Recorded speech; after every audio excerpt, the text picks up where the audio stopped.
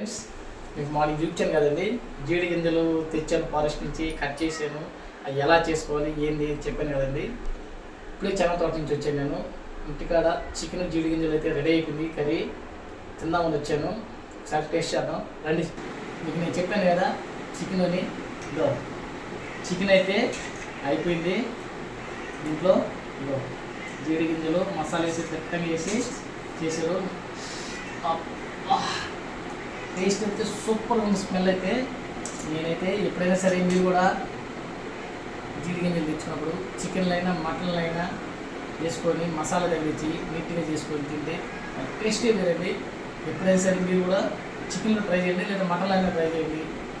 జీడి గింజలు చికెన్ ఊరు చేస్తుంది. ఎప్పుడెప్పుడు లాగించేద్దామని అనిపిస్తుందండి. మీకు మా వీడియో నచ్చినట్లయితే లైక్ కొట్టండి, షేర్ చేయండి, కామెంట్ చేయండి, సబ్స్క్రైబ్ చేయండి. Thank you friends.